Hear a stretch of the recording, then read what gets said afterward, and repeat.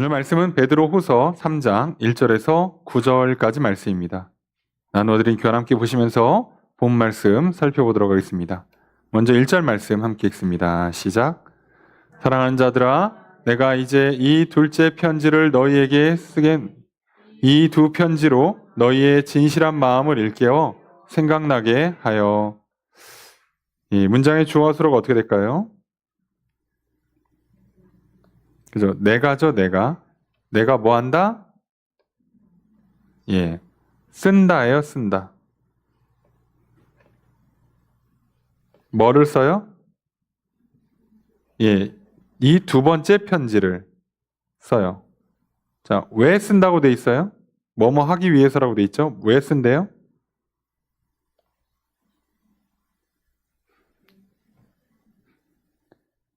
자, 너희의 진실한 마음을 일깨워 생각나게 하여.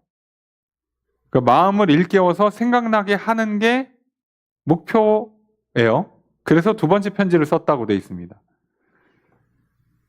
자, 베드로서 3장까지 있는 짧은 서신인데 3장 시작하는 부분에 와서 내가 이 편지를 너희한테 왜 쓰는지를 밝혀요.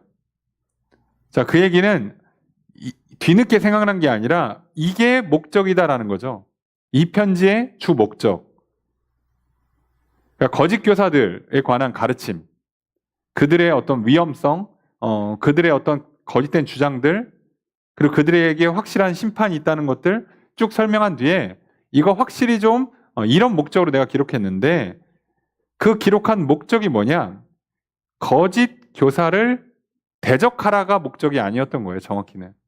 그러면 우리가 그냥 한글을 그대로 순서대로 읽으면 이 편지를 통해서 너희의 진실한 마음을 일깨워서 생각을 나게 하겠다가 되잖아요.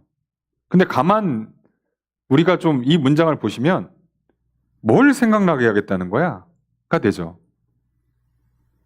편지를 통해서 뭘 생각나게 해주겠다는 거예요. 뭘 생각나게 하겠다는 거지? 라고 하면 안 써 있어요. 여러분, 누가 목적을 이렇게 밝힙니까? 나 그거 하려고. 그게 뭔데? 그걸 써줘야지. 그죠? 그러니까 지금 이거는 이런 경우는 잘못 썼다기보다는 번역이 좀 잘못될 가능성이 높아요. 그래서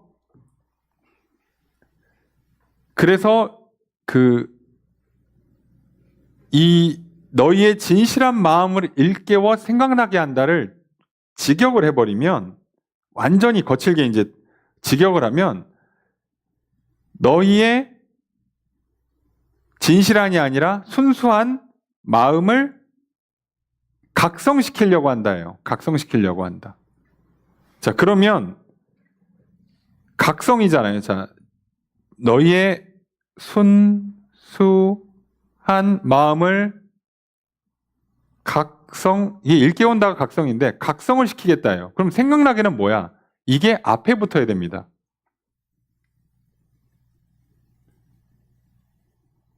그래서 이제부터 해석을 이 생각나게를 자, 너희의 기억을 일깨워 순수한 마음을 갖도록 이 되는 거예요. 그러니까 이 생각나기가 어디로 가는 거예요? 사실은 앞으로 가는 겁니다. 그러니까 얘가 1번이고 요게 2번이 되는 거예요.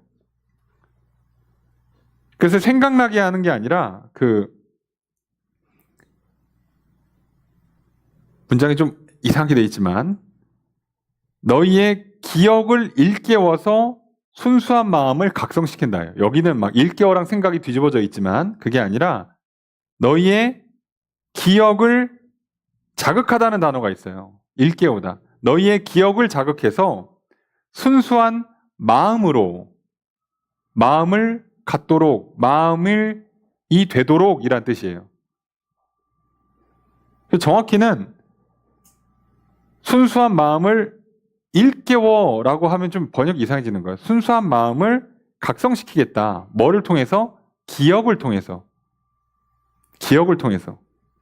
기억을 반복시키겠다. 편지를 통해서 기억하게 만들어서 순수한 마음을 불러일으키겠다는 거예요. 그러니까 재각성이라서 다시 끌어올린다는 거예요.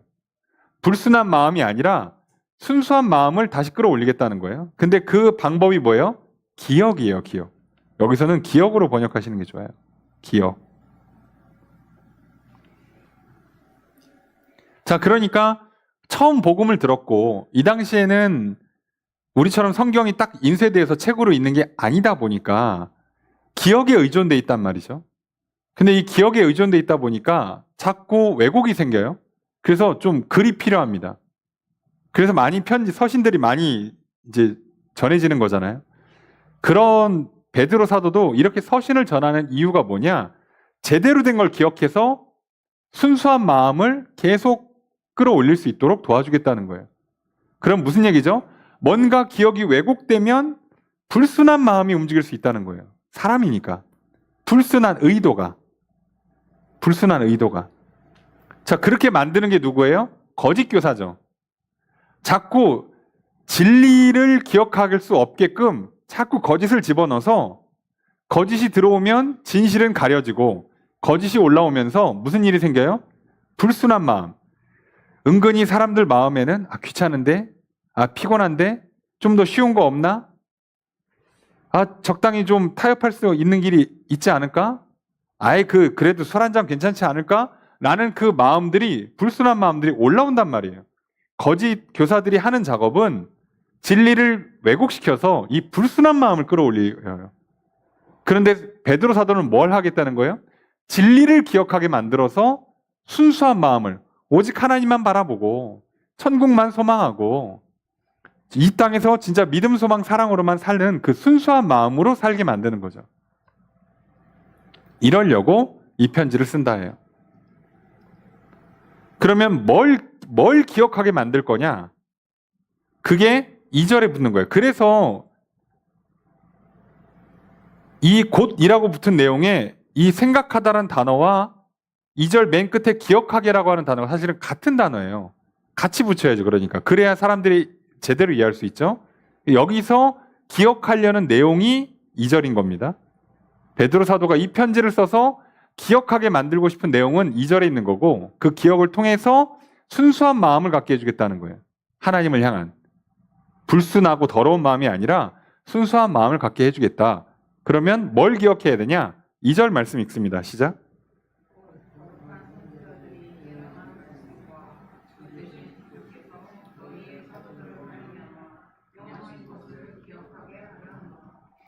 자, 주어서는 어떻게 될까요? 자, 뭐를 기억하게 만들겠다 이거? 뭐를? 그죠? 선지자들이 예언한 말씀. 또 자, 이거 사도들로 말미암아 명하신 거 누가 준 거예요? 주 되신 구주. 이렇게 주 되신 구주하면 누구겠어요? 예수님이죠. 예수님이 사도들을 통해서 명령하신 것. 자, 이거를 어렵게 쓰지 말고 뭐라고 하면 돼요? 우리는 구약, 신약이라고 하시면 돼요. 그죠? 예수님과 예수님께서 사도들을 통해서, 그러니까 결국 사복음서는 예수님이 직접 쓴 게 아니잖아요. 사도들이 마태, 마가, 누가, 요한 사도들이 쓴 거잖아요. 이런 식으로 결과적으로는 이 구약의 말씀 그리고 신약의 말씀들 그 중에서도 뭐 예수님에 관한 말씀, 구원에 관한 말씀, 최후 심판에 관한 말씀 이 말씀들을 너희들이 기억을 하면 그러면 이제 너희들의 안에 있는 순수한 마음들이 올라온다는 거예요.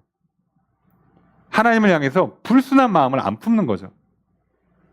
쉽게 얘기하면 예수님께서 나를 위해 십자가를 지셔서 내 대신 피를 흘렸어? 그러고 났는데 우리가 불순한 의도로 기왕 피 흘리신 거 좀 더 흘리시라 그러고 나는 죄를 더 져야겠다. 이렇게는 마음을 못 먹는단 말이에요.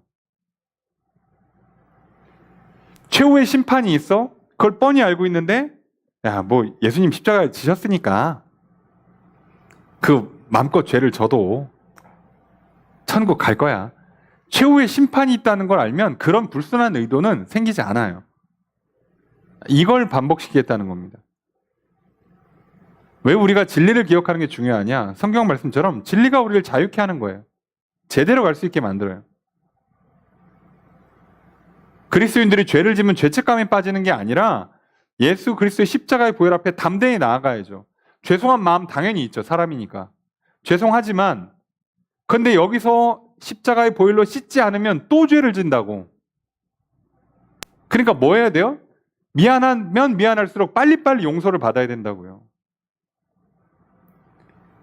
죄송하다고 내가 수습하면 안 돼. 사고 쳤으면 빨리빨리 엄마 아빠한테 가서 뭐 선생님이나 어른한테 가서 죄송합니다고 빨리 해야 돼요. 그래야 수습이 빨리 된다고. 그리고 어떻게 하는 건지 자꾸 혼나고 배우고 그래야 나중에 내가 사고를 안 치지. 미안하면 용서받고 미안하면 격려받아서 열심히 하라고요. 미안할 짓을 하지를 말아야지. 그러면 지금 당장은 일을 안 하니까 사고가 안 날지 모르지만 언젠간 한번 해야 돼. 그날 또 사고 나요. 피해서 될 문제가 아니잖아. 여러분과 죄를 안 질 수 없잖아요. 표현이 좀 이상합니다만. 그럼 어떻게 해요?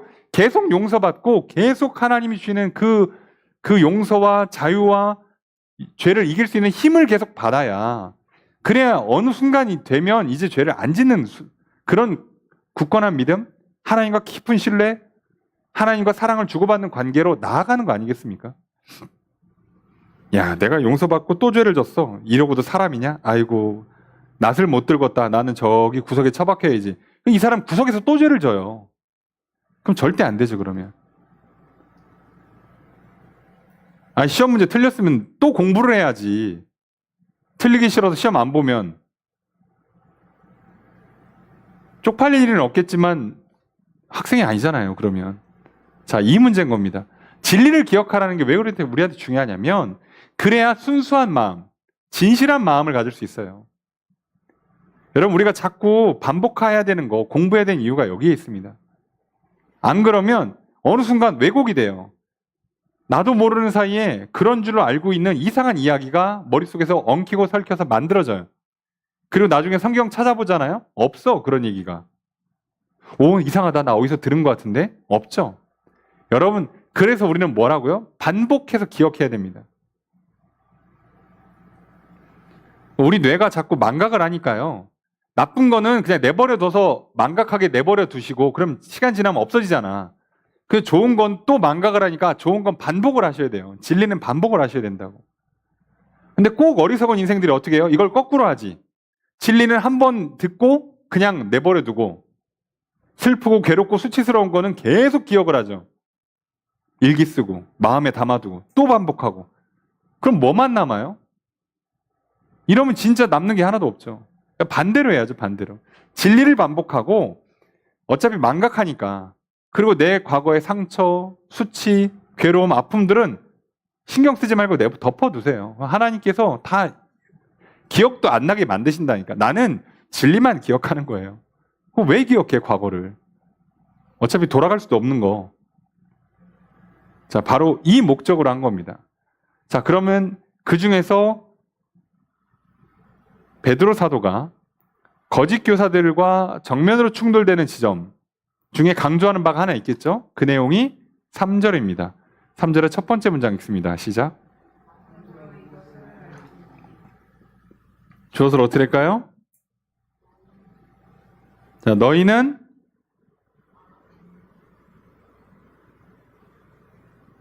알지니 알아라, 알아야 한다, 알면 좋다, 뭐 이런 뜻이죠. 뭐를? 이것을. 대명사가 먼저 나왔으니까 내용은 뒤에 나올 겁니다. 너희는 이것을 먼저 알아라.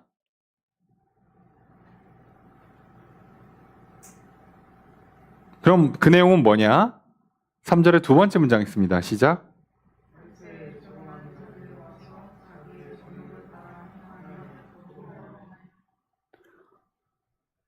주어를 어떻게 할까요?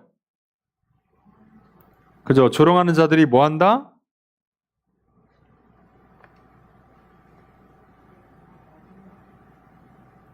네?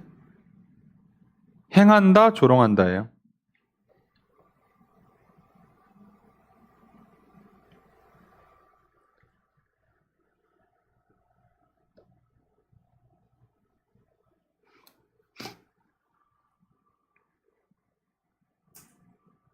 조롱하는 자들이 자, 말세가 되면 자, 말세가 되면 조롱하는 자들이 나와서 등장한다는 얘기죠. 등장해서 뭐 하냐? 정욕을 따라서 행동하고 조롱을 한다는 거예요. 그러니까 조롱하는 사람들이 조롱하는 건 어찌 보면 당연한 거예요. 근데 이 사람들이 어떻게 조롱한다고요? 자기들은 정욕을 따라 행하면서 멀쩡히 살고 있는 사람들을 조롱하는 거예요. 그리스도인들을 조롱하는 거야. 왜 조롱하냐? 4절 읽습니다. 시작.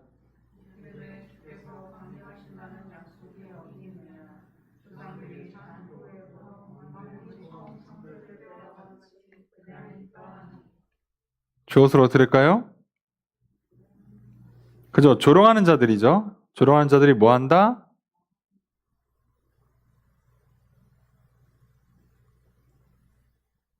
이게 주어고 뭐 합니까? 이렇게 말한다는 거예요. 이렇게 말한다. 뭐라고 말해요? 주께서 강림하신다는 약속이 어디 있냐? 조상들이 잔 후로부터 만물이 처음 창조될 때와 같이 그냥 있다. 만물이 그대로 있다. 약속이 어디 있냐? 이렇게 질문하는 거죠. 있냐? 아니, 무슨 소리야? 주님이 다시 오신다고 그런 초자연적인 현상이 일어날 수 있겠어? 봐봐. 아침에 해가 뜨고 저녁이 되면 해가 져. 우주가 굉장히 질서정연해. 한 번도 바뀐 적이 없어.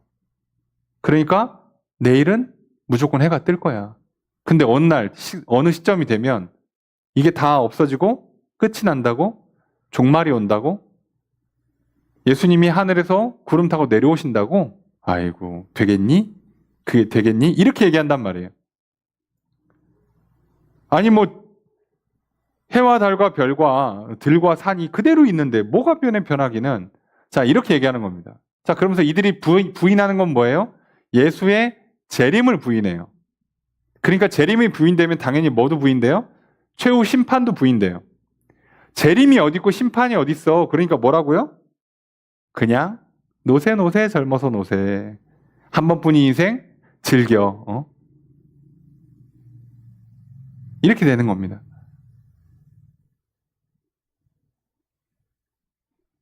자, 그렇게 주장을 하는 거예요. 자, 그거에 대해서 베드로가 뭐라고 반박을 하느냐? 5절 읽습니다. 시작.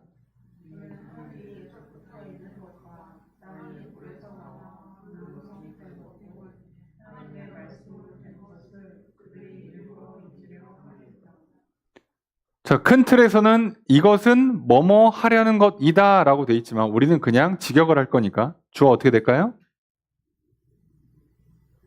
그들입니다. 그들이 뭐 한다? 예, 잊으려고 하는 것이다. 잊으려 한다. 그들이 잊었다예요. 잊었다. 자, 그런데 좀 표현이 특이하죠? 일부러 잊었다. 그죠? 일부러 잊었다.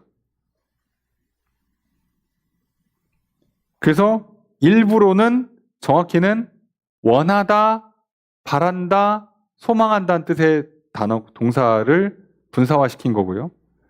잊으려 한다는 건 오늘날 표현하면 숨는다, 피한다, 외면한다예요. 그러니까 뭐라고요? 직역하면 그들은 이것을 원해서 의도적으로 일부러 외면한다예요. 외면한다. 이게 깜빡했다는 뜻이 아닙니다. 그래서 이 단어가 중요한 거예요. 일부러 잊는다가 깜빡이란 뜻이 아니고요. 이건 의도를 가지고 외면이에요. 외면. 외면한다.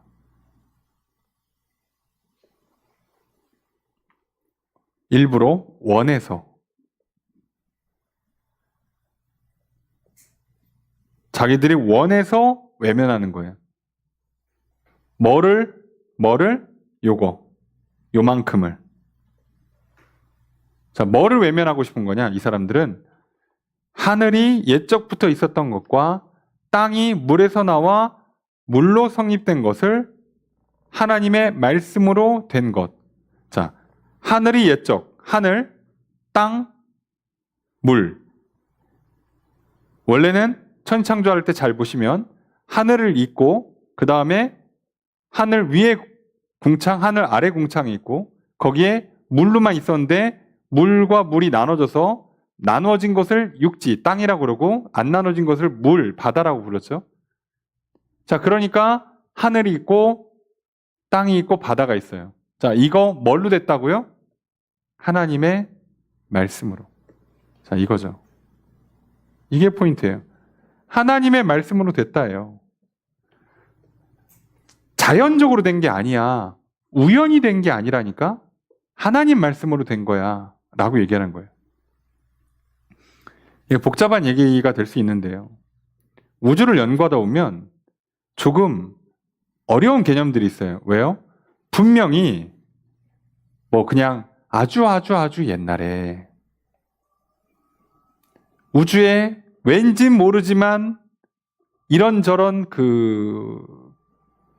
소위 말하는 먼지들이 있었고 있다 보니까 뭉쳐가지고 뭉치다 보니까 열이 발생하고 뭉치는 힘, 중력이 발생하고 그래서 그것들이 뭉치다 어느 순간에 대폭발을 해요. 그걸 빅뱅이라고 그러죠.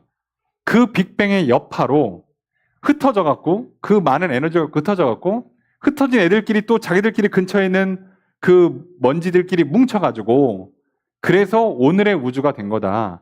그래서 우주가 지금 점점점 커진다고 표현하잖아요. 팽창을 하는데 그래서 팽창을 하니까 그걸 보고서는 처음에 원점에서 터져서 이렇게 넓어지는 거다. 그래서 풍선 얘기를 많이 했어요. 그랬는데 연구를 하니까 무슨 문제가 생기냐. 여러분 상식적으로 풍선이라고 생각을 하면 중심에서부터 멀어지는 속도가 점점 느려져야죠. 이해되십니까? 점점 빨라질 수가 없다니까. 왜?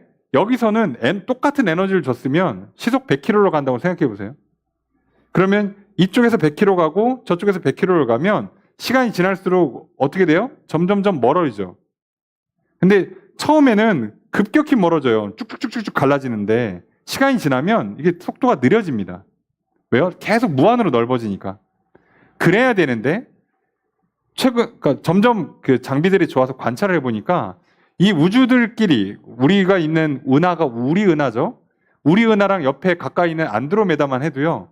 멀어지는 속도가 점점점 떨어져야 된단 말이에요. 에너지의 구조상 똑같은 속도가 아니라 점점 뭔가 속도가 좀 다운돼야 되는데 계속 동일한 속도로 가요. 이쪽에서 폭발한 에너지를 줬으면 이렇게 퍼진 애들이 퍼지는 속도가 퍼지겠지만 에너지가 동일하니까 자기들끼리는 조금씩 느려진 것처럼 퍼져야 되거든요.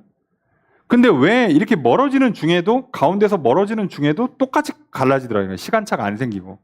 그러면 이거를 뭐라고 해석하냐면 한 점에서 폭발하는 게 아니라 바깥쪽에서 땡긴다고 생각하는 거예요. 이러면. 근데 우주가 좀 커야죠. 너무 큰데 이걸 누가 밖에서 땡기냐고 쉽게 얘기하면. 그래서 해석이 안 되는 겁니다. 그리고 이제 사람들이 이제 쪼개고 보니까 이제 그 원자 단위까지 쪼갰잖아요. 예? 그래서 우리가 이제 요즘 뭐 많이 얘기하는 뭐 원자, 뭐 전자, 뭐 이렇게 단위로 쭉 쪼개서 보다 보면 그 제일 최소 단위인 그 양자 단위까지 가잖아요. 그러니까 그 하나, 점 하나, 알갱이 하나. 자, 양자 역학 수준으로 갔더니 이상한 현상이 관찰돼요. 가만 보니까 수소든 뭐 우리가 이제 과학 시간에 배우는 원소들 있잖아요. 수소가 됐든 헬륨이 됐든 뭐 리튬이 됐든 이런 원자들을 쪼개면 다 그 안에는 양자 하나로 그러니까 최소 단위니까 얘네가 똑같은 거예요. 이해가 되세요? 수소를 쪼개서 만들어진 가운데 있는 양자나 다른 원소를 쪼개서 만들어서 그 속에 있는 그거나 똑같은 거예요. 똑같은 거. 얘네가 똑같은데 조합만 달라진 거예요. 그러면 사람들이 당황스러운 거죠. 아니, 먼지들이 섞여가지고 뒤죽박죽 하다가 만들어졌으면 이런 현상이 일어날 수가 없어요. 왜? 다 똑같거든. 온 우주가 쉽게 얘기하면 그림은 다양한데 그림을 뭘로 그린 거야? 다 점 찍어서 그린 거야. 똑같은 점으로. 이게 말이 돼? 라고 하니까 이제 골치 아프죠. 자, 그래서 이걸 뭐라고 표현하냐? 우주를 누군가 뜨개질을 했는데 실 하나로 처음부터 끝까지 뜨개질한 거다. 이렇게 표현을 해요. 이 복잡한 우주가 결과적으로는 그 구성하는 핵심은 구성하는 기본이 하나면 우리도 얘기하면 똑같이 만든 거예요. 우리가 그림을 검은색 볼펜 하나로 그렸다 칩시다. 우리가 볼 때는 막 사람도 있고 산도 있고 그림 잘 그리면 막 원근감 있게 명암도 있게 그려지고 막 크고 작게 다 그리는데 결국 파고들면 뭐예요? 다 검은색 잉크 한 점이에요. 하나로 한 거예요, 하나. 그럼 우리가 벽에 뭔가 쫙 그림이 있는데 점 하나만 계속 붙여가지고서는 산도 그리고 바다도 그렸어. 그럼 우리 이거 뭐라고 생각해요? 한 사람이 그렸다고 생각을 하죠. 우연히 모래 이렇게 확 집어던졌더니 벽에 이렇게 그림이 나왔다고 하면 말이 안 되잖아요. 왜? 그러면 입자들이 달라져야 되는데 뭔가 다른 게 나와야 되는데 어떻게 똑같은 걸로 그걸 다 하냐고. 자, 이래서 골치 아파집니다. 이게 지금 말이 안 되는 거예요.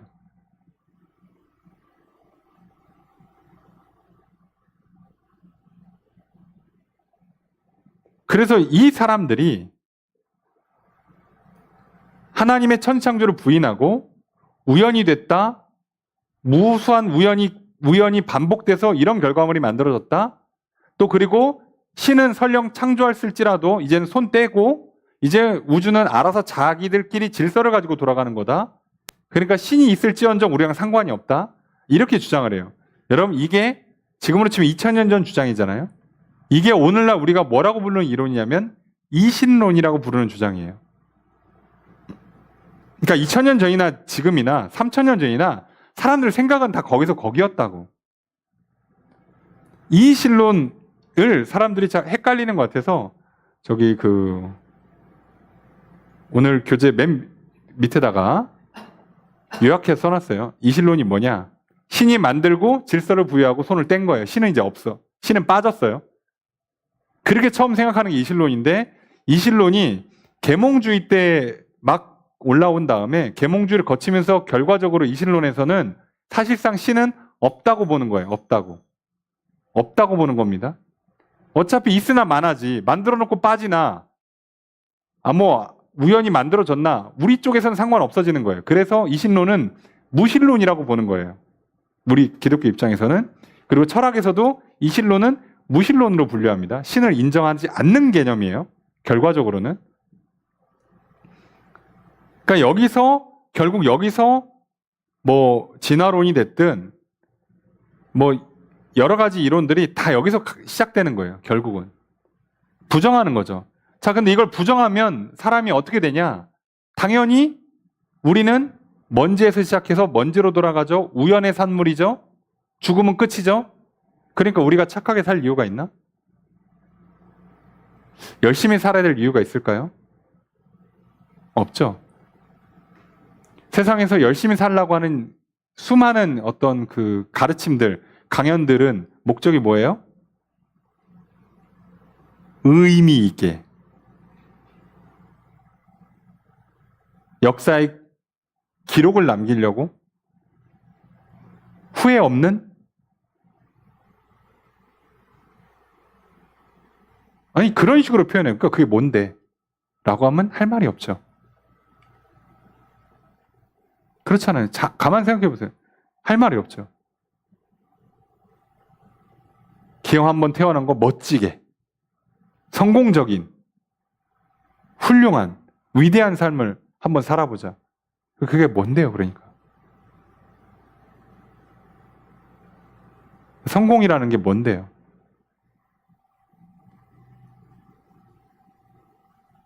성공과 실패의 기준이 뭐냐고, 선과 악의 기준이 뭐냐고. 어차피 먼지에서 만들어진 사람들이 그게 의미가 있을까? 이 사람들에게 죽음은 진짜 끝이에요. 예, 당연히 끝이 되죠. 우리는 죽음을 당연히 끝으로 보지 않습니다. 우리는 물질 세계는 육신을 옷 입고 살아가기에 필요한 거지. 영원에서 시작해서 영원으로 끝나는 존재들이에요. 영원의 존재고 영적인 존재라고. 근데 그렇게 안 본다고. 왜요? 일부러 외면한다니까요. 그거를 받아들이는 순간부터 뭐를 인정해야 돼요? 신을 인정해야지. 근데 신 중에 내가 만들었어. 너희들 시작과 끝이 이거야 라고 말하는 거 하나님밖에 없죠. 내가 널 구원할 테니까 이렇게 살아 라고 한 거 하나님밖에 없죠. 근데 그렇게 살라니까 술도 안 되지. 사실상 담배도 피지 말라고 그러지. 음주 가면 하지 말라지. 하고 싶은데 하지 말라는 거 엄청 많지. 싫죠. 나 욕심 부리고 싶은데. 내 몸에서 주는 이 수많은 욕망들을 난 만족시키고 싶은데. 예. 그래서 일부러 외면한다고 표현하는 겁니다. 그러니까 그 당시에 이론으로는 철학적인 이론으로는 정립되지 않았지만 베드로도 다 알 거 아는 거예요. 그리고 믿지 않는 사람들도 머릿속에 생각하는 게 다 거기서 거기에요. 저도 목회하면서 많은 사람들을 만나고 특히나 논쟁 좋아하시는 분들 만나서 한참 얘기하다 보면 결국 거기서 거기에요. 죄송한 표현인데. 결국은 믿느냐 안 믿느냐 싸움으로 가게 돼 있어요. 철학적인 정교한 논쟁이 의미가 없어져요. 결국은 믿느냐 안 믿느냐를 결정하는 거예요. 그 과정 자체가. 정교한 철학을 만들어도요. 존재의 의미라는 게 생기지가 않아요. 정신승리에 불과하다니까요. 생각을 해보면. 그래서 이제 어느 정도 생각이 깊어지면 뭐로 가요? 허무주의로 가죠. 허무주의.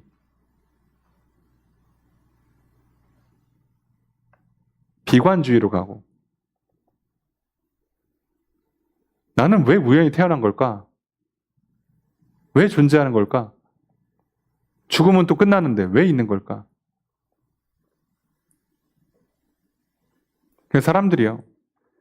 야, 우연의 결과로 지구가 있고 이렇게 인간이라는 생명체가 있는데 그러면 저 어딘가 외계에도 생명체가 있지 않을까? 라고 하잖아요. 우리가 말하는 이런 보통 말하는 이런 생명체가 존재하는 필수 요소가 뭔지 아십니까? 물이에요, 물. 그리고 지금까지 물이 있을 거라고 발견한 행성이 하나도 없습니다. 있을 가능성이 있다라고 추정하는 행성들은 돌덩어리 행성들이에요. 그래야 물이 고이니까. 물이 고이니까, 그죠? 우리가 달에도 사람이 착륙할 수 있죠? 화성에도 착륙할 수 있죠? 그 다음부터는 착륙이 안 돼요. 착륙해도 존재하지를 못합니다. 목성, 토성만 해도 바람 속도가 이제 킬로수가 달라져요. 단위가. 몇백 킬로 단위로 달라지고요. 해왕성인가는 그냥 가스 행성인데 바람 속도가 1000킬로가 넘는다고 알려져 있어요. 내려가는 순간 그냥 사라져요.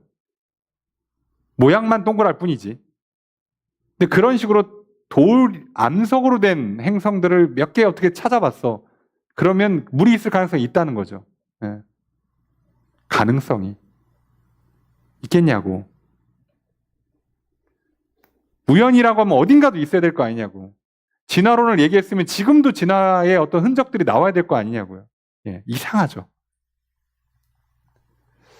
진화론 나오고 이제 한 200년 돼가는데 안 나와. 실시간 관측이 잘 안 돼. 에이, 그런 거 원래 10,000년, 10만 년씩 걸리는 거라고. 예. 이런 식으로 얘기하면 정말 끝도 없습니다, 진짜. 그런 이론들을 얘기하는 것 자체가 말이 안 돼요. 더 놀라운 건 뭔지 아십니까? 우주에서 생물이 존재할 가능성이 가장 높은 게 지구예요. 그리고 더 놀라운 건 지구의 탄생 연도가 우주 전체를 놓고 봤을 땐 굉장히 빠르다고 보는 겁니다. 그러니까 설령 외계에 생물체가 존재해도 우리가 선배야. 우리가 선배예요. 가도 우리가 찾아가는 거예요. 그쪽에 찾아오는 게 아니고 기술적으로도. 근데 왠지 우리보다 훨씬 발달된 고도의 생물체가 있을 것 같죠. 자꾸 찾아오지. 이상하게 찾아오면 자꾸 이렇게 빛만 반짝반짝이고 흑백으로 찾아오잖아. 그 정도 기술이면 좀 와가지고 저렇게 좀 이렇게 통신도 좀 하고 데이터도 주고받고 사진도 좀 주고받고 그런 거 못하나? 못합니다. 여러분 제일 가까운 행성도 빛의 속도로 10,000단위로 가야 돼요. 가다 끝나 가다. 근데 뭐라고요? 일부러 외면한다고요. 인정하는 순간 하나님을 인정해야 되는, 참 이게 뭐라고 생각해요? 이게 선택지가 정해져 있어요. 그러니까 내가 이거는 천지창조는, 우주의 존재는 어떤 그 초월자가 의도를 가지고 만든 거다라고 하는 순간 무조건 그냥 하나님 믿어야 돼요. 그렇게 돼버리니까 골치 아픈 겁니다. 그래서 사람들이 일부러 외면하는 거죠. 그리고 그걸 인정하면 아까 얘기한 것처럼 자기의 욕망, 욕심들이 발현이 안 돼요. 자, 이것 때문에 이제 베드로가 저들이 천지창조를 부정하면서 우연이야, 자연 발생이고 이제 법칙을 따라서 질서 있게 움직이는 거야 라고 주장하면서, 그러니까 예수님 다시 안 오고 종말은 없어 라고 얘기하는 그것에 대해서 뭐라고 반박하느냐, 이제 하늘과 땅, 물이 존재하는 거 말씀으로 지으신 거야. 자, 그리고 그 다음에 6절 읽습니다. 시작.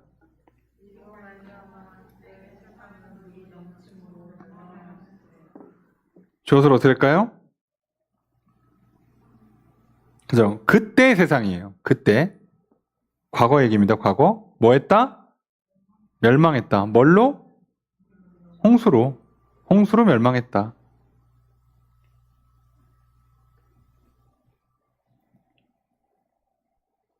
자, 그리고 나서 지금 어떻게 됐냐? 7절 읽습니다. 시작.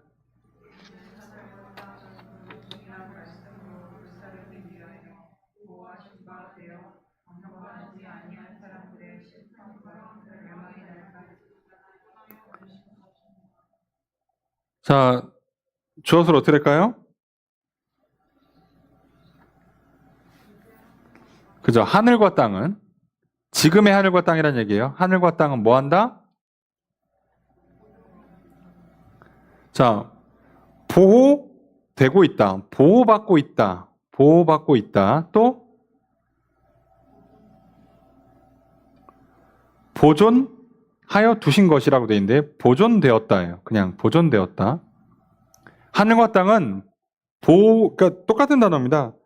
보존되고 있고 저축되고 있다는 얘기인데, 왜 보존되냐? 말씀으로 불사르려고. 그 동일한 말씀, 천지를 창조했던 말씀, 물로 심판했던 그 말씀으로 똑같이 하는데, 이제는 뭘로 해요? 불로 합니다. 왜 물로 안 할까요? 언약이 있죠. 물로는 안 하겠다고. 그래서 이제 뭘로 해요? 불로 합니다. 그리고 그때는 뭐 한다고요? 경건하지 않은 사람들의 심판과 멸망 때까지 뭐 한다고요? 지금 저축해 두는 거예요. 저축해 두는 거라고. 하늘과 땅은 그때를 위해서 지금 보존되고 있는 거라고. 그러니까 지금 자연적으로 매일같이 반복되는 것 같은 저 질서라는 게 우연의 산물이고, 그리고 신이 내린 다음에 법칙을 준 다음에 빠지는 그런 류의 질서가 아니라, 하나님이 그때까지만 그렇게 하게 쓰는 거예요. 성경에 보면 여호수아가 이렇게 소리 질렀을 때 해가 멈춰 있었다라고 돼 있죠. 히스기야가 기도할 때 해가 15도 뒤로 물러갔다고 돼 있죠. 그러니까 하나님 입장에서는 뭐 할 수 있다고요? 움직일 수 있다고요. 매일같이 똑같이 뜨는 게 아니라고. 움직일 수 있다고. 움직일 수 있게 만들어 놓은 거예요. 단지 지금은 왜 질서 있게 돌려주냐? 곧 때가 될 때까지만. 질서라는 법칙, 이 신이 아니라 신이 질서를 부여한 거라고. 그러니까 얼마든지 그 질서는 깰 수 있다니까요. 이렇게 정확하게 작동했다는 거예요. 그러니까 지금 베드로 사도가 하고 싶은 메시지의 핵심이 뭐예요? 한 가지 꼭 기억해야 돼. 뭘 기억하라고요?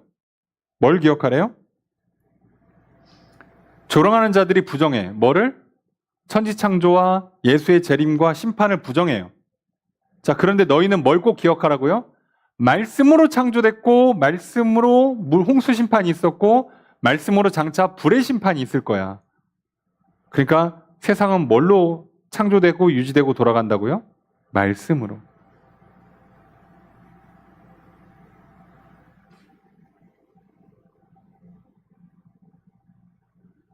세상은 하나님 말씀으로 창조, 유지, 심판, 멸망이 있는 거예요.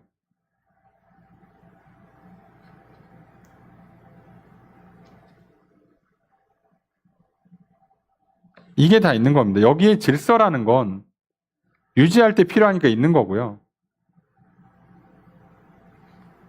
멸망할 때 심판하시는 겁니다. 자, 그러니까 이 세상이라는 건 보통 우리가 말하는 하늘과 땅이죠. 하늘과 땅은 딱 이런 관계예요. 하나님이 창조하고 유지하고 멸망을 말씀으로 하신다고. 이거 꼭 기억해라 이렇게 얘기하는 겁니다. 너희들이 이걸 알고 이제 하나님 향한 마음을 품으면 너희들에게 순수한 마음이 있을 거라는 거예요. 헛된 마음 안 품고 불순한 마음 안 품고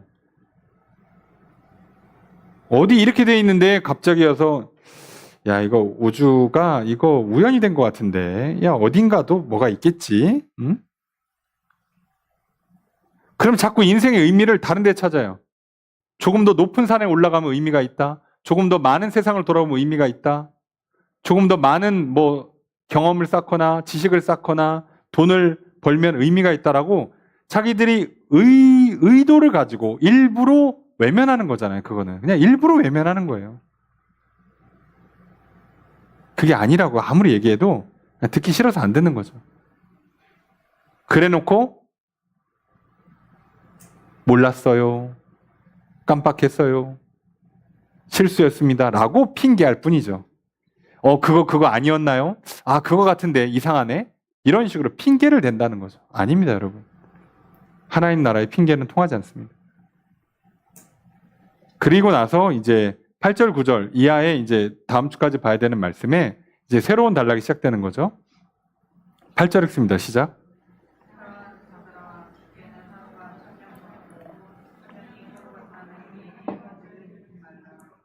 주어서로 어떻게 될까요?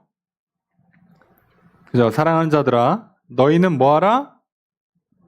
잊지 마라. 뭐를? 이 한 가지를. 그죠?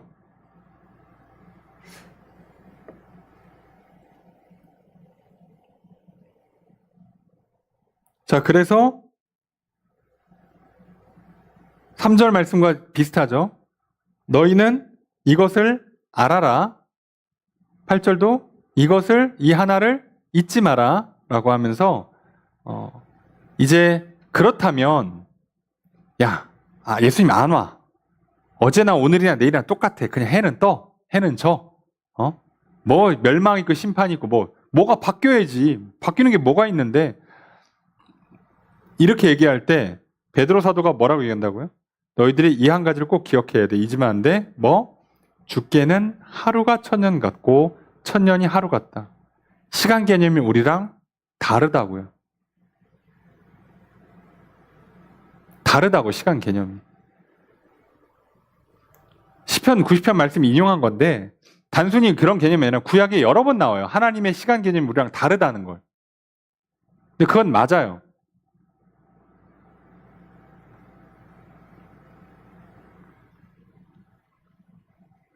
우리가 빛을 기준으로 시간을 잡아놨기 때문에 빛을 뛰어넘는 순간부터 시간 개념이 바뀌어요.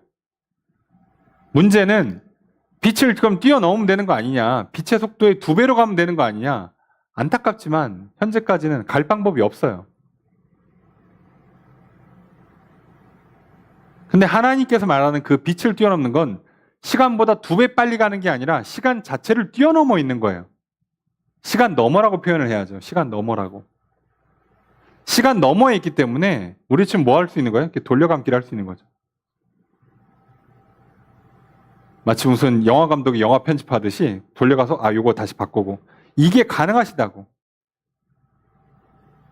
그래서 우리가 볼 때는 1시간짜리 영화인데 영화 감독은 그거 편집할 때 10시간, 20시간 걸려요.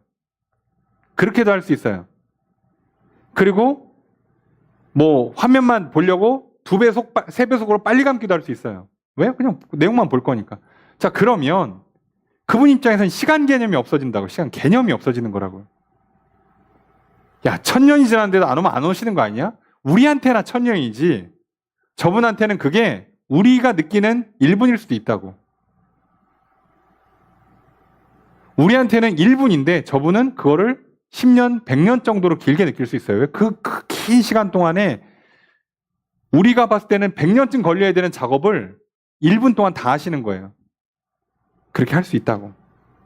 잊지 말라는 거죠. 시간 개념이 다르다. 구절의 첫 번째 문장 있습니다. 시작.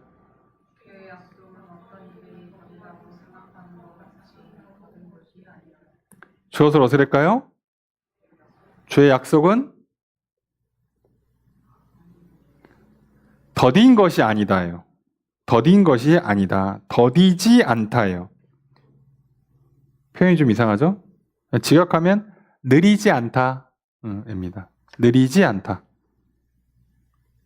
어떤 사람들이 느리다고 생각하는 것처럼 느리지 않다. 하나님의 약속은 느린 게 아니다. 무슨 얘기죠? 제때에 반드시 이루어진다는 거예요. 제때. 그래서 오늘 우리들이 시간 개념을 좀 잘 기억하셔야 돼요. 내가 볼 때 하나님 너무 좀 빨리 밀어붙이는 것 같을 때가 있죠. 나는 지금은 좀 너무 빠르신 거 아닌가? 내년쯤, 한 내후년쯤 준비되고 하시면 좋은데. 아니요. 내가 지금 고등학생인데 이걸 벌써 해야 되나? 누구는 경우에 따라서는요. 일찍 집을 나와서 막 독립해야 돼요. 또는 막 여러 사정에 의해서 그게 개인의 사정이나 전쟁 같은 그런 기근, 전염병 같은 이런 특별한 사정 때문에 누구는 초등학교, 중학교 때부터 나와서 혼자 독립해 살아야 돼요. 누구는 한 30, 40 결혼하고도 막 부모님이랑 같은 집에서 살아. 1층, 2층 살아갖고 같은 집에서 살아. 그럴 수도 있어요. 그러니까 우리가 생각하는 그 개념이 다르다고요. 우리 생각에는 야, 너무 빨리 독립시키는 거 아니야? 쟤 너무 늦게 독립시키는 거 아니야? 이렇게 보일 수 있지만 하나님 마음이라는 거예요, 그게. 하나님 제때 하신다고. 다시 오신다는 그 약속도 가장 좋은 때에 하실 거라는 얘기예요. 그래서 성경은 늘 얘기하잖아요. 절대 비교하지 말라고. 나와 하나님 사이의 그 시간관념은요, 옆에 사람과 시간관념이 완전히 달라요. 하나님이 시간을 초월하신 분이라서 이런 현상이 일어나요. 내가 오늘 하나님 만나는 거랑 내 옆에 사람 하나님 만나는 건 시간의 개념이 달라요. 나는 갑자기 10대 때 미친 듯이 막 달려. 막 엄청 바빠. 근데 내 옆에 있는 사람은 같이 하나님 믿는데 10대 때 아무것도 안 해, 그냥. 세워라, 내워라, 그냥 살아. 이게 맞나 싶은데요. 맞다니까요. 문제가 안 생긴다니까요. 여러분, 바쁘게 열심히 사는 사람만 성공한 게 아니에요. 그게 잘 되는 게 무조건 아닙니다. 하나님께서 알아서 속도를 맞춰 따라가게 할 거예요. 여러분, 우리가 지금 사도행전 보고 있지 않습니까? 주일낮에. 바울 그렇게 쉼없이 달리죠. 근데 재판 딱 들어가니까 어떻게 해요? 뭐 하면 일주일, 뭐 하면 한 달, 뭐 하면 1년씩이에요. 여러분, 예루살렘에서 시작된 그 재판이요. 로마로 넘어가는 데만 몇 년 걸려요? 사실 그래 실제로 로마 도착하는데 2년 반에 3년 걸리는 거예요. 벌써 옛날이었으면 1차 전도행 끝내고 와요. 2년 반, 3년이면 1차 전도행 하나를 끝내고 온다니까? 도시 한 30개는 돌고 올 거예요. 근데 그동안 뭐만 하고 있어요? 재판 한 서너 차례 하고 아무것도 하는 게 없어요. 이 속도 차이가 뭐냐고 도대체. 하나님 알아서 하시는 겁니다. 근데 바울한테 야, 너 왜 이렇게 느려? 빨리빨리 재판 처리하고 빨리빨리 로마 가야지. 절대 그렇게 안 하십니다. 로마 가서는 재판 얼마나 오래 걸린지 아십니까? 거긴 더 오래 걸려요. 중간에 스페인 갔다 온 걸로 추정하는데 보통 학자들이 그렇게 많이 인정하고요. 그렇게 치면요. 로마에서 재판받는 과정만 한 3, 4년 봅니다. 그리고 거기서 생을 마감하는 걸로 보이죠.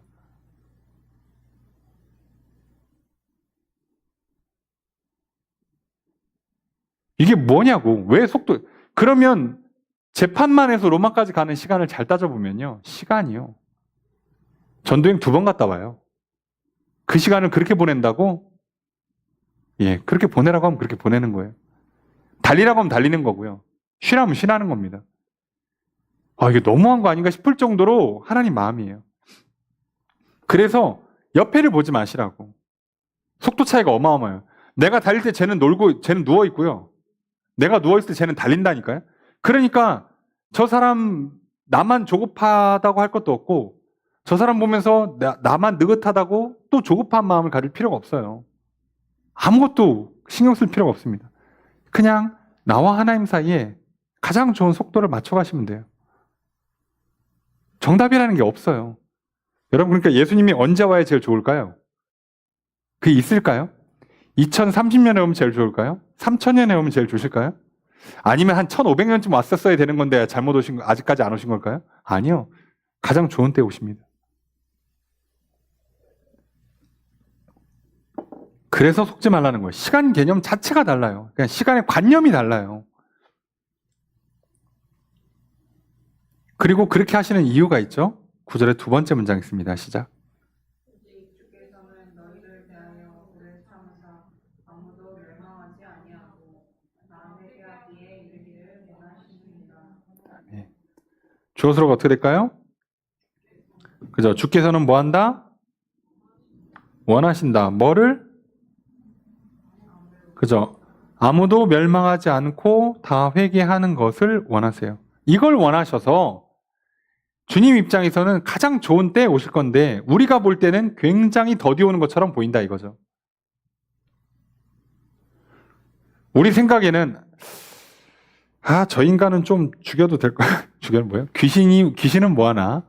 저런 거 안 잡아가고 그런 마음이 있잖아요. 하나님 그냥 쟤는 좀 빨리 심판하셔도 돼. 저거는 인간이 아니야.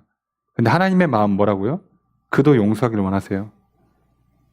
우리가 볼 땐 저건 갱생이 안 될 것 같거든?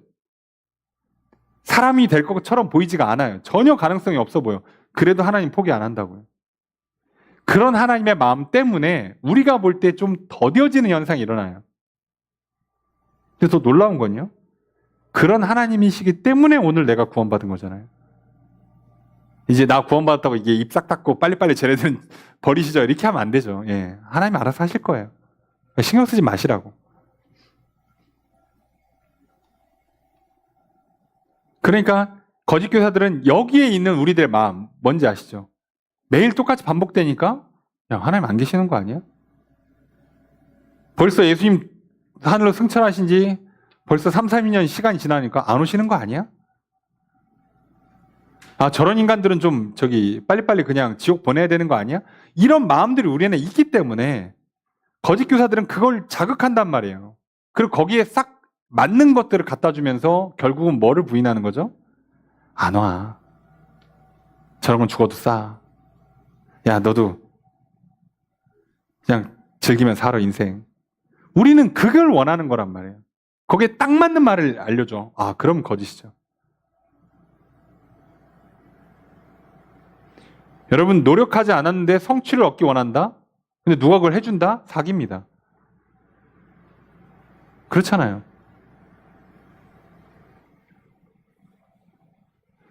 밥을 많이 먹었는데 살찌지 않기를 원한다? 근데 그걸 누가 해준대. 이렇게 하면 된대. 사기입니다. 연예인들 나와서 맨날 저 요만큼밖에 안 먹어요. 아니 요만큼밖에 안 먹어야지. 이만큼 먹는데 전 살이 안 쪄요. 예, 죄송합니다. 사기입니다. 매일 그렇게 먹어봐. 안 찔 수 있나, 인간이. 가능할 것 같습니까? 한번 계속 카메라 붙여봐요. 1년 365일. 자, 매 끼니마다 그냥 이렇게 거의 남들 2인분씩 먹고 그렇게 하면 안 찔 수 있나? 여러분, 밖에서 육체 노동하시는 그분들도 2인분씩 계속 하루 세끼 먹으면요, 살쪄요. 운동선수도 은퇴하면 바로바로 살찌는 이유가 뭔데요? 똑같이 먹으면 안 돼요. 운동할 때나 그게 소비가 되는 거지. 여러분 속지 마세요. 뭔가 문제가 생기는 거예요, 그거는. 그리고 그 사람은 진짜 정말 만에 하나 특이하게 될 수도 있어요. 사람이니까. 왜 되는지는 모르고 될 수 있어. 내일 일은 몰라. 그냥 오늘까지는 됐다 칩시다. 나는 100% 안 될 겁니다. 자, 그런 거 없죠. 사람마다 다 다르죠. 그러니 어떻게 아냐고. 그래, 우린 그런 거에 모르는데도 불구하고 자꾸 원하는 바가 있어요. 악한 의도가 있고 불순한 의도가 있어. 근데 그걸 누가 와서 만족시켜줘? 그럼 홀라당 넘어가는 거죠. 절대로 그러면 안 됩니다. 그래서 그걸 막기 위해서 베드로 사도가 뭐 한다고요? 지금 구약, 신약, 선지자들, 사도들의 말, 결국 하나님 말씀을 기억나게 만들어 주려고 책을 쓴 거예요. 편지를 보낸 거예요. 근데 오늘 우리한테는 무슨 편지가 있어요? 성경이라는 편지잖아요. 구약, 신약이라는 성경이 있는 거잖아요. 그럼 우리가 성경을 읽는 이유가 뭐겠어요? 진리의 말씀을 기억하면서 뭘 한다고요? 우리의 순수한 마음, 말 그대로 믿음을 얻고 죄를 뉘우치고 하나님 앞에 똑바로 설 수 있도록 도와주는 거예요. 그러려고 성경을 읽고 배우는 겁니다. 근데 이걸 게을리하면서 믿음 생활을 똑바로 할 수 있다고요? 그런 건 여러분 없습니다. 성경을 읽고 말씀을 배우는 거를 하지 않고도 내 생각과 마음을 다스릴 수 있다? 그런 건 존재하지 않아요. 근데 수많은 이단들이 뭐라고 얘기해요? 이것만 하면 100% 천국 간다. 이것만 하면 무조건 복 받는다. 다 그렇게 얘기하죠. 얼마나 좋아요.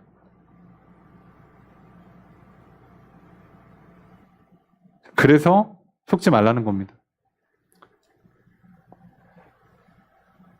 오늘 우리들이 기억해야 되는 거예요. 불변의 진리. 거짓은 내 안에 있다. 거짓은 교회 안에도 있다예요. 다시 말하면 거짓은 어디에나 있어요. 그래서 우리는 거짓이 없는 곳을 찾는 게 아니라 늘 거짓을 분별하며 살아가야 합니다. 그리고 거짓을 분별하는 가장 좋은 방법은 진리의 말씀을 읽고 듣고 배워서 계속 기억을 하는 거예요. 잊지 않으셔야 합니다. 제대로 기억하지 못하면 그 틈을 타고 거짓이 들어올 겁니다. 그런데 우리가 얼마나 해야 될까? 어렵지 않아요. 제가 보니까 말씀을 왜 우리도 단어 외울 때요. 하루 종일 단어 외우는 거 아니잖아요. 영어만 합니까? 그럴 수 없잖아. 수학도 해야 되고 국어도 해야 되고 예체능도 해야 되고. 그러니까 어떻게 하면 제일 좋아요? 단어 외울 때 제일 많이 쓰는 거 뭐예요? 아침에 한 번, 점심에 한 번, 저녁에 한 번, 자기 전에 한 번. 아니 유대인들도 딱 그렇게 했어요.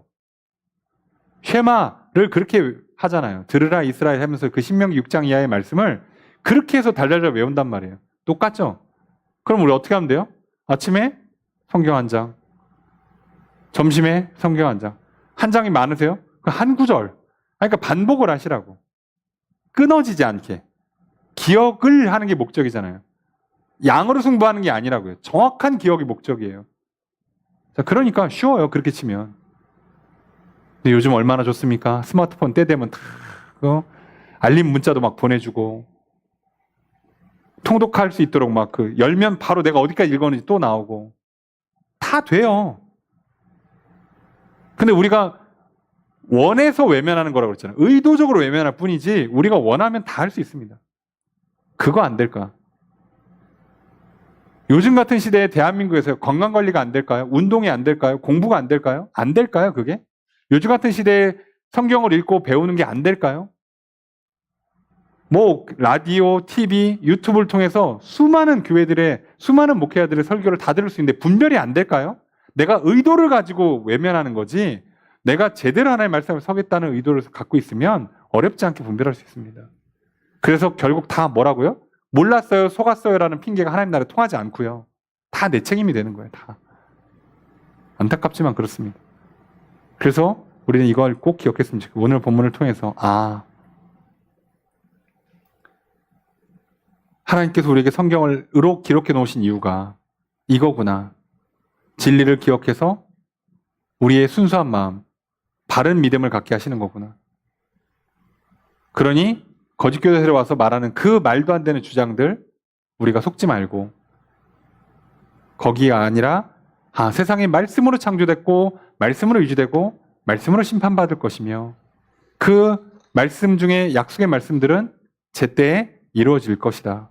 이것만 확실히 믿으신다면 그러면 어지간한 거짓 말들은 특히나 이단들이 말하는 그런 류의 거짓들은 속지 않을 겁니다.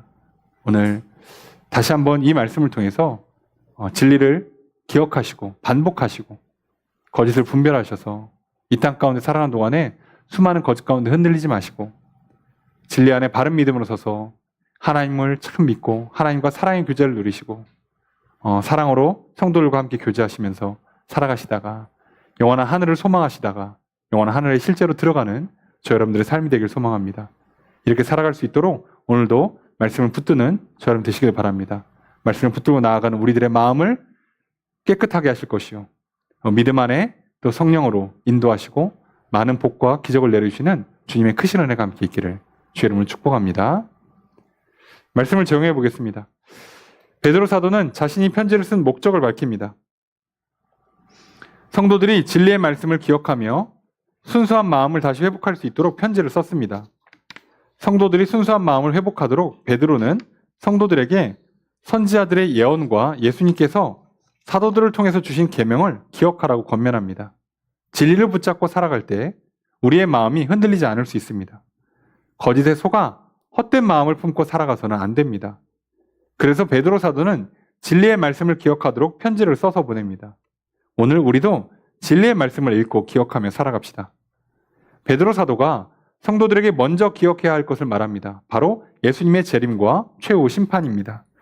거짓 교사들은 세상이 변함없이 지속되는 것을 근거로 예수님의 재림과 심판이라는 초자연적인 사건을 일어나지 않을 것이라고 주장합니다. 거짓 교사들은 예수님의 죽음 이후에 한 세대 정도의 시간이 흐르자 재림과 심판은 없다고 더욱 주장하였습니다. 그러나 베드로 사도는 이들의 주장을 반박합니다. 하나님께서 말씀으로 세상을 창조하셨습니다. 그때 물을 통하여 땅을 드러내셨습니다. 하나님께서 말씀과 물로 세상을 심판하셨습니다. 노아의 홍수 사건을 말합니다. 하나님께서 말씀과 불로 세상을 심판하실 것입니다. 물로 심판하시지 않겠다는 언약 때문에 이제 불로 심판하실 것입니다. 이처럼 베드로는 세상이 하나님의 말씀으로 창조되고 유지되며 멸망하게 될 것임을 주장합니다. 베드로가 성도들에게 기억하라고 강조한 예수님의 재림과 심판은 오늘 우리도 기억해야만 합니다. 선지자들의 예언과 사도들의 계명을 통해 확실하게 약속된 예수님의 재림과 심판을 잊지 맙시다. 최후 심판이 있고 이 세상을 멸망하고 새 하늘 새 땅이 창조될 것입니다. 이 사실을 기억합시다. 이 사실을 믿는다면 우리는 순수한 마음으로 살아갈 수 있습니다. 썩어 없어질 세상의 것에 소망을 두지 맙시다. 이 세상을 사랑하고 이 세상에 휘둘려 살아가지 맙시다. 오직 예수 그리스도의 복음을 기억합시다. 예수의 재림과 최후의 심판을 기억합시다. 진리를 기억하고 순수한 마음으로 살아가시기를 바랍니다. 이렇게 살아가시는 저 여러분들이 되시기를 주의 이름으로 축복합니다.